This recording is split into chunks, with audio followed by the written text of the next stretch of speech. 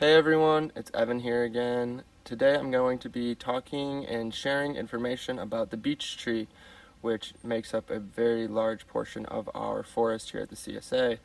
There is one behind me right here, and then another one right there. And I'm just going to briefly describe to you what the beech tree is, its basic biological functions, how to identify it, and also I'll be talking about the diseases that it is facing right now and that our forest here at the CSA, is facing daily. So here's a beech tree, a really large one growing near Lake Michigan Beach right on Eldon and Edwards Avenue. The beech is prevalent throughout the eastern United States and extends from Wisconsin all the way to the East Coast. It's a slow-growing tree. It's both sun and shade tolerant and can live to be about 300 to 400 years old, which is very, very mature for a tree. One of the easiest ways to identify a beech tree is its smooth gray bark.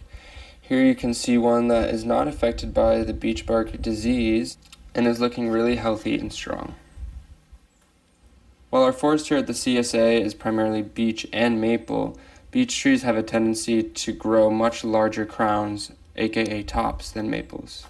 Here's a closer look at its leaves. They are pointy, jagged edges, almost paper-like when you touch them, and you can see those golden objects are its seed pods, in which it produces a nut, which is extremely valuable for all of the wildlife in our area, and as well as humans. We can collect those and gather them and prepare them to eat.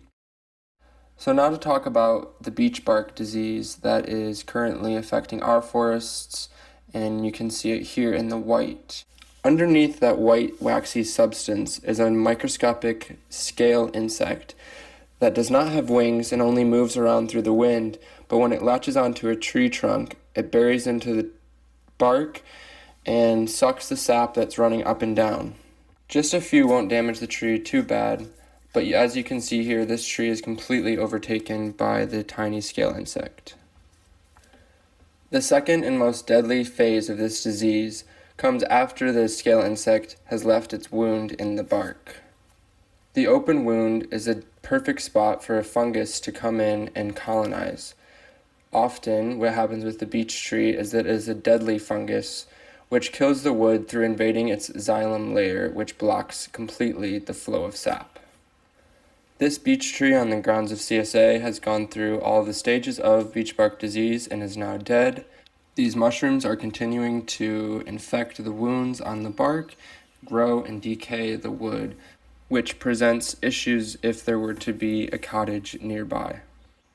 As you can see, the beech leaves a big opening in the canopy, which is great for new growth, but due to the nature of this disease, the top of the tree is often very weak and can easily snap under high wind events.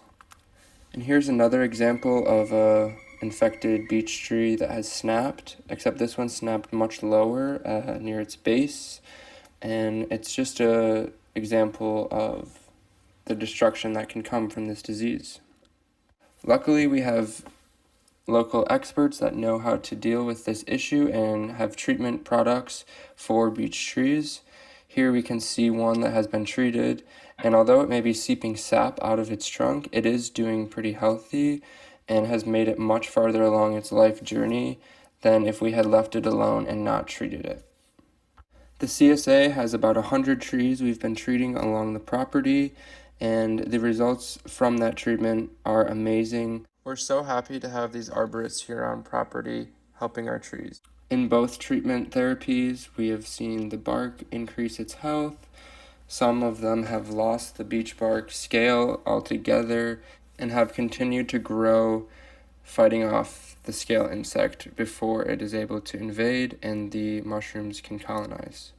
With this treatment here, there are tiny, tiny bumps all over this bark of the tree, and that is the healed version of this beech tree after it had been treated and recovered from its wounds.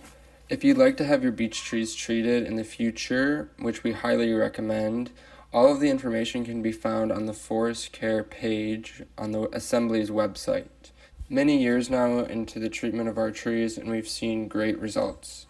If you have any infected beech trees on your property within the CSA, I hope this video has increased your knowledge on beech trees, on the phases of beech bark disease, and I encourage you to go out on your property, investigate your trees, and if you have any questions, we at the Forest Care Committee will always be here to help answer questions.